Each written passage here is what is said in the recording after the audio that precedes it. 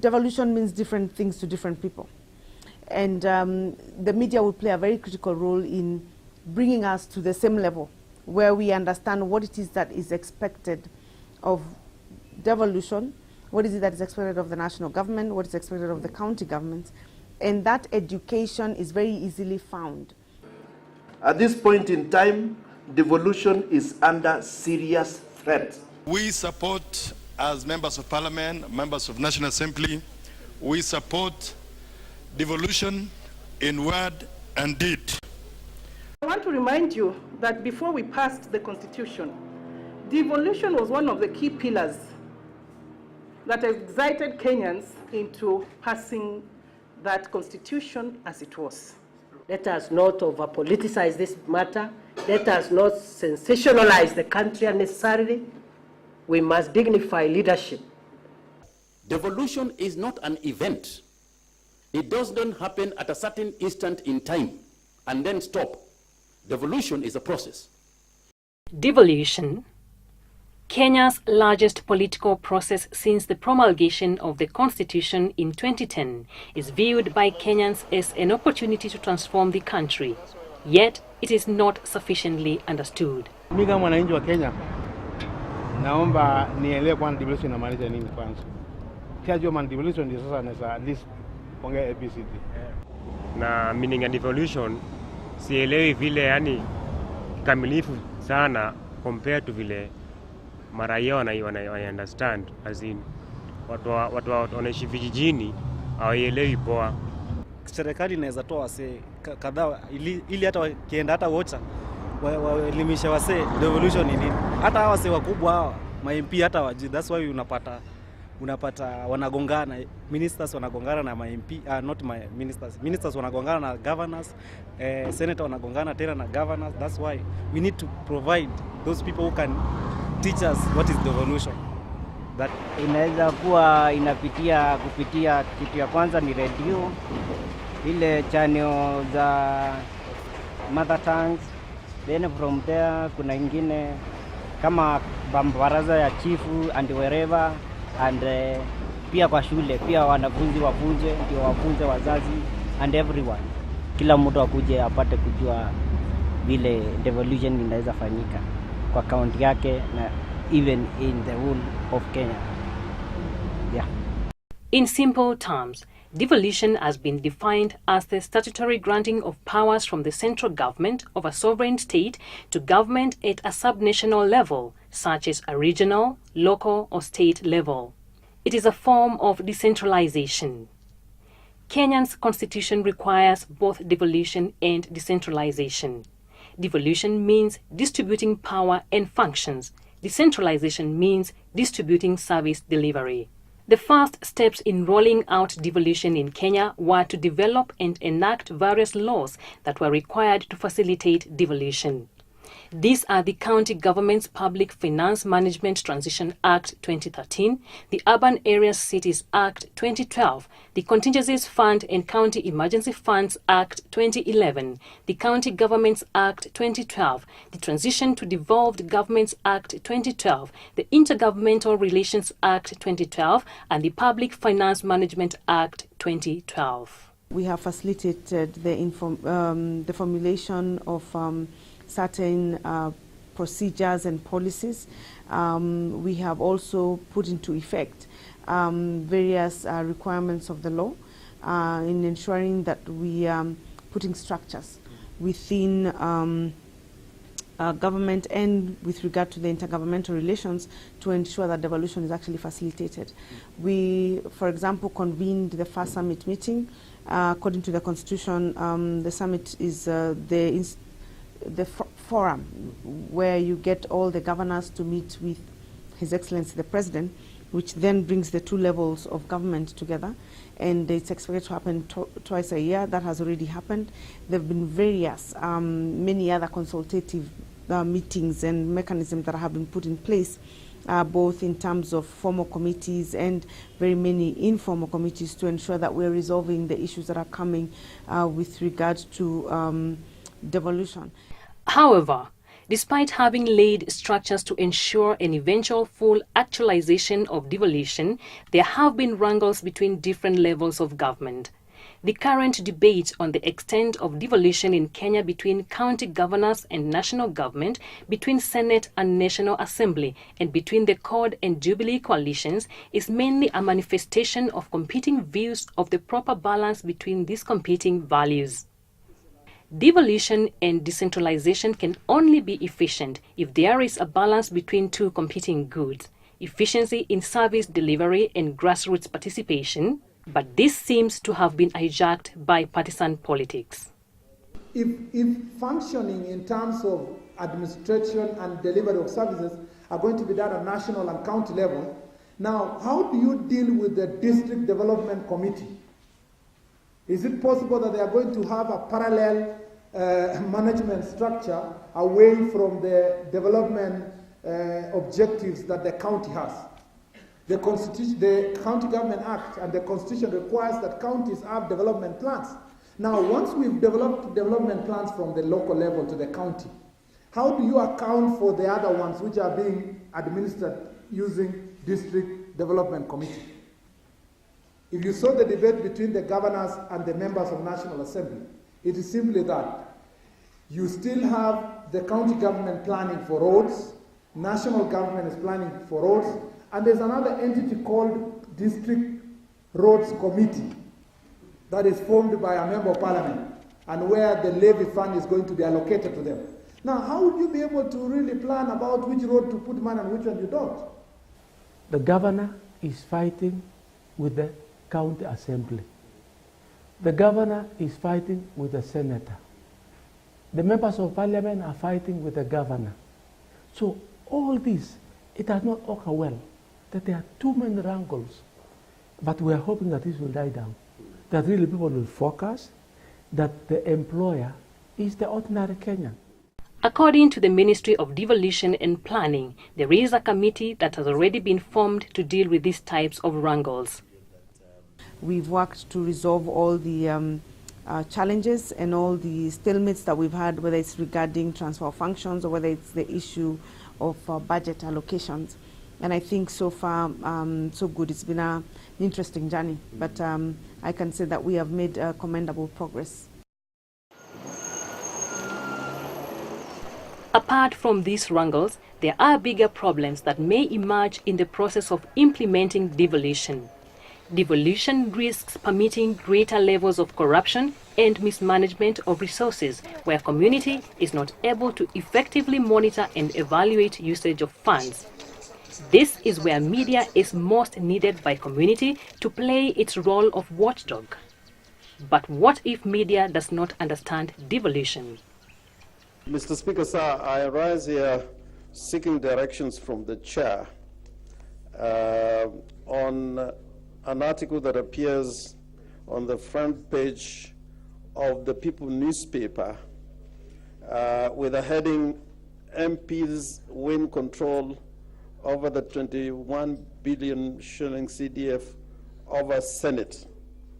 There's a further statement in that article which says the following, and I quote, now with the CDF tranche for 2013 and 2014 rolled out, the battle for its control may have slipped out of the hands of the Senate for now. And there are similar statements which appear through this article. I don't have a problem with the newspaper as such, but Mr. Speaker, sir, there is a false impression that is being created that this Senate, and not just senators, that this Senate has a battle over the control of the CDF fund, and that now that the MPs have won control over the fund, the Senate has lost the battle. Journalism is about finding facts, interpreting their importance, and then sharing that information with the audience.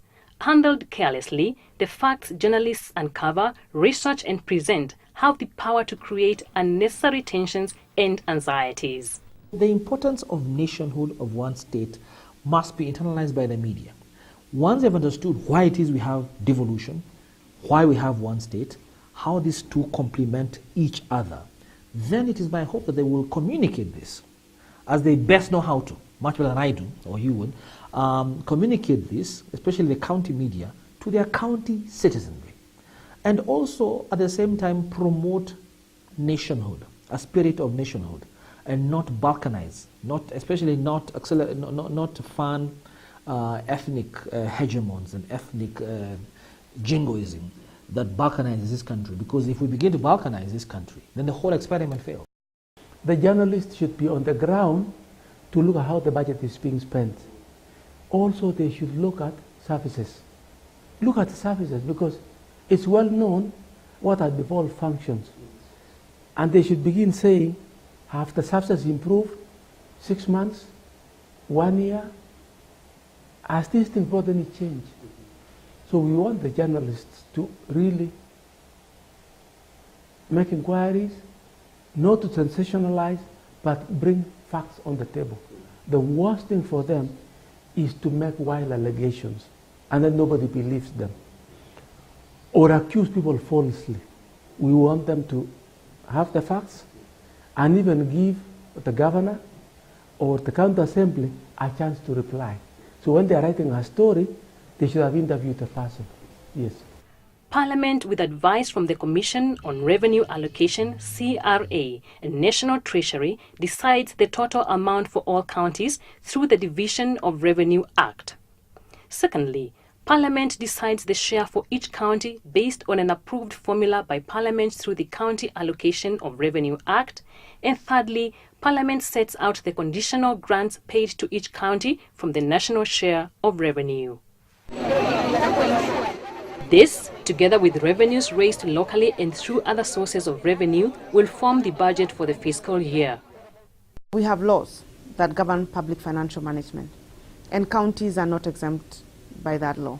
So with regard to just the prudent use of resources, that's really in the ambit of the National Treasury, because the PFM law gives them that responsibility. However, we have other institutions that play various roles. CRA, for example, plays a role in terms of determining the amount of resources that are allocated to the counties, and they have, to a certain extent, a monitoring aspect as well. We also have the controller of budget, who is responsible for reporting to the President, to the National Assembly, and to ensure that the county governments are actually submitting reports on a periodic basis. And they also check that the resources have been used according to the budgets, the budgeted plans that they have. Of course, we are worried about devolving corruption. We are all aware that Kenya has been ranked now as the #4 most corrupt country in the world. I myself don't believe we're that bad. But when you devolve, the opportunities for corruption are there. At least so far, we have got a working judiciary. We hope the police system will work, and that those who really steal public money will be arrested and taken to court. So yes, I have a lot of concerns, but I believe myself sincerely that devolution is the way to go. The issue of what functions should be done by either the national government or the county government is one that the media has put in sharp focus. In July 2013, the Transition Authority issued a notice directing that most roads functions, which include constructions of key roads and buying of necessary equipment, will be done by the Kenya Urban Roads Authority and Kenya Rural Roads Authority. Now this function, among others, generated heated debate between the national government and the county government, where some senators and governors played foul, demanding that they be left alone to control issues in their respective counties. Article 6 of the Constitution provides that the governments at the national and county level are distinct and interdependent and shall conduct their mutual relations on the basis of consultation and cooperation. For those of you who have your Constitution electronic or hard copy, read Article 6.2. It says the governments. Doesn't say the government. Some of the functions that touch on national projects have to remain with the national government and are best accomplished when the relationship between the two levels of government is that of mutual respect, cooperation, and constant consultation. I think we're now in a position to be able to collaborate much more closely with local stakeholders through county governments. I'll give you a couple of examples. Building a railway line, putting up a dam, putting up a special economic zone. In many instances in these projects, you have requirements for land. When it was previously national government from Nairobi, trying to secure via either compulsory acquisition or otherwise land in far-flung places, it is easier when it is your own governor, your own county assembly who turns to you and says, hey, we need this land for a major national project which will benefit us ultimately. Because if you have a resort city in Isiolo or a special economic zone in Kisumu or Mombasa, or a resort city in Kilifi, or the rail moving all the way from Mombasa through several counties to Kisumu, or from Lamu through several counties to Turkana, they benefit. Infrastructure benefits and grows the area. It is easy for us to sit down with the county government, with the county governor and his county assembly, and explain this. And then leave the onus on that particular county government to convince local people as to the suitability, the importance, and the benefits that will accrue to them from this project. So in many respects, devolution will help us implement Vision 2030. Devolution may undermine national unity and could inflate ethnic, religious, and cultural diversities. The Constitution of Kenya Review Commission report of 2002 stated that devolution has the potential to lead to even greater marginalization of minorities and create minorities within minorities. The question we need to ask ourselves, because devolution creates other minorities. Yeah, we're used to these minorities where we are talking about the Okiek, the Senkwer, the Bonis, the Boranas, the Rendiles. But now you find yourself, you are a Kikuyu, but you are a minority in Elgeyo Marakwet County. Yeah?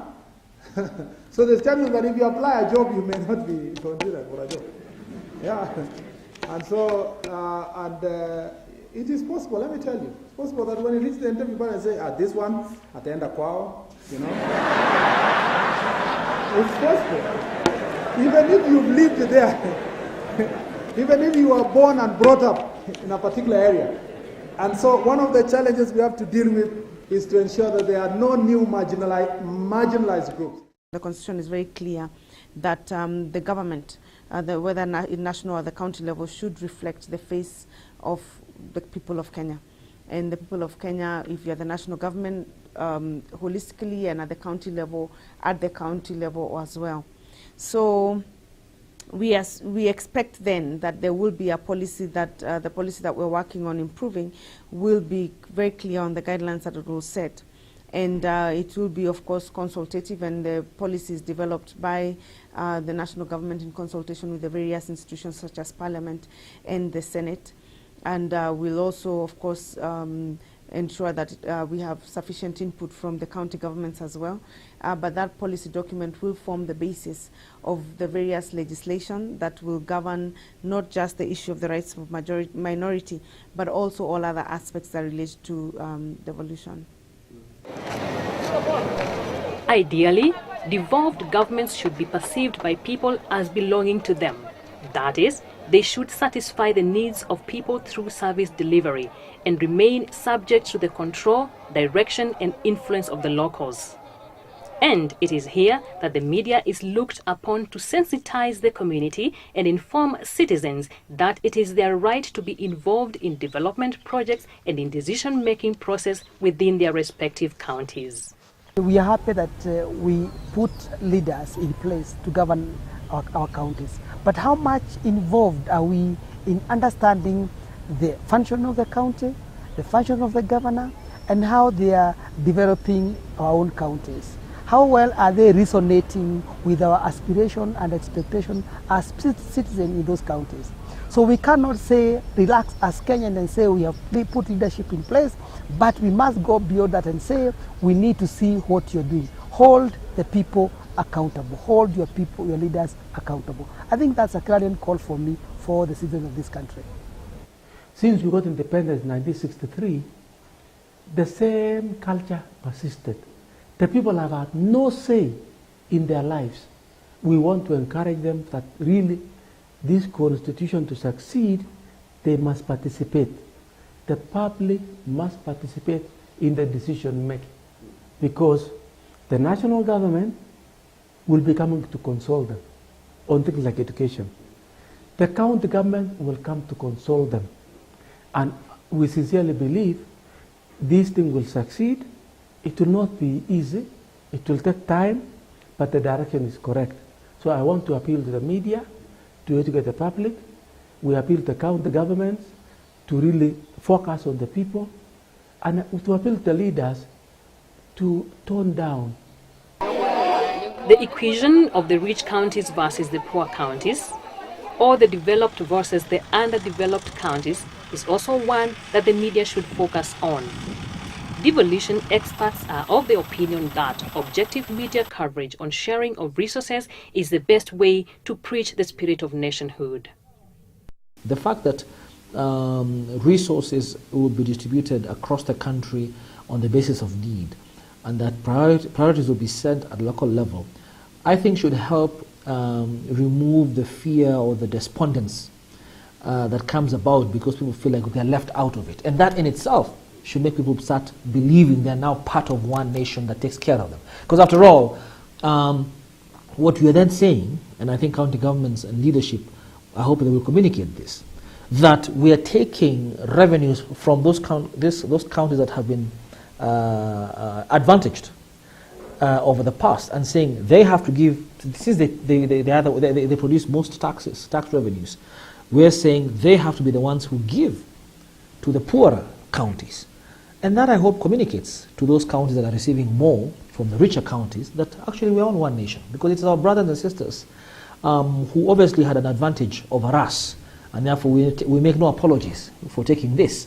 But on the other hand, without them, we wouldn't get these revenues that we are now using to catch up with them. So I hope that this is properly communicated and understood, and the fact that only as one nation are we going to be able to transform this country and to get everybody in this country the quality of life that they so desire.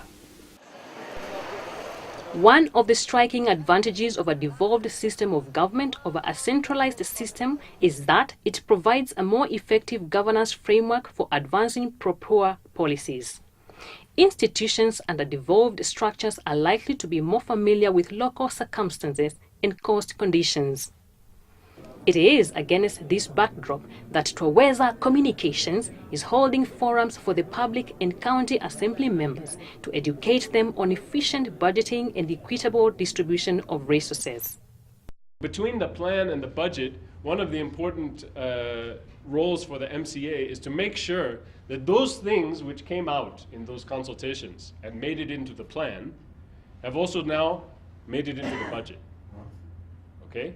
And furthermore, if there have been any changes, because there's a period of time, you are getting the development plan September 1st, you will be getting this, what is called the County Fiscal Strategy paper, which is laying out the broad budget in February.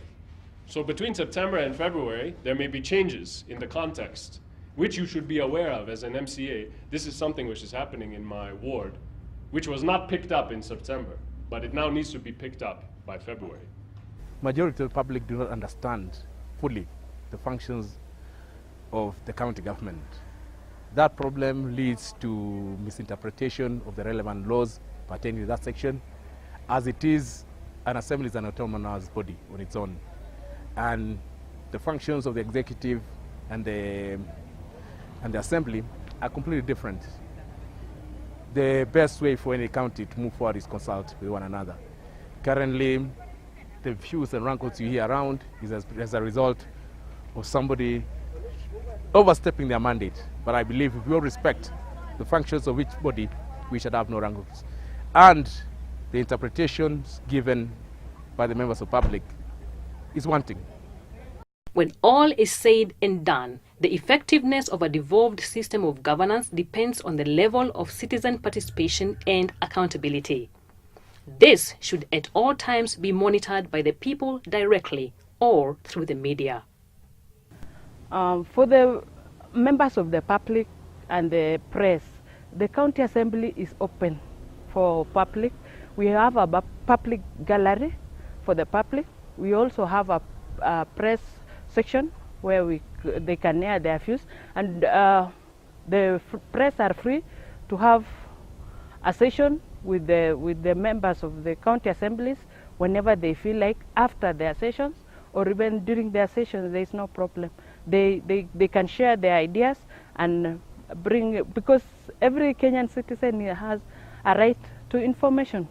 There is need, therefore, to train journalists to focus more on investigative journalism, which is one of the things that really has not been focused a lot even at national level. Given that most of the media outlets are private in nature, they are commercial driven, and they may not be able to invest much on investigative stories. But if we are able to equip journalists to be able to investigate, even on small stories that may not require a lot of resources, I think we'll have done this country some good. So that, for me, is a very key priority when it comes to issues of journalism and the devolution in Kenya.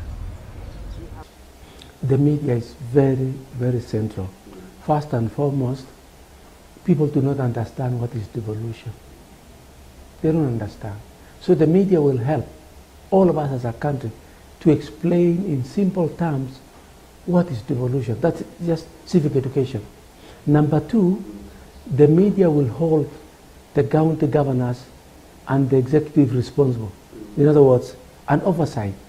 If an issue arises where a governor is budgeting to spend 50 million on the entertainment, that will be highlighted.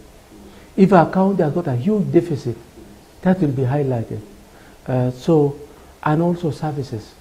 If the media goes to a hospital, it looks very pathetic. If they look at the roads, they are run down. They'll be asking, what was the purpose of devolution? Why was the money budgeted and not spent? So the media is so important to us. Devolution is not the transfer of functions. Devolution is not the transfer of resources. Devolution is a way of life. What I would say has been my biggest lesson is sobriety. To look at everything very soberly and to completely try and dissociate politics from the actual realities on the ground that will enable devolution to work. And I think even the media, if they took that view, it would be very useful for this country in terms of ensuring that this country moves to the next level and actually reaps the benefits of devolution as we envisage. Because many times we get carried away by the politics and we forget that actually running government and running county governments will be something completely different from the political scenario.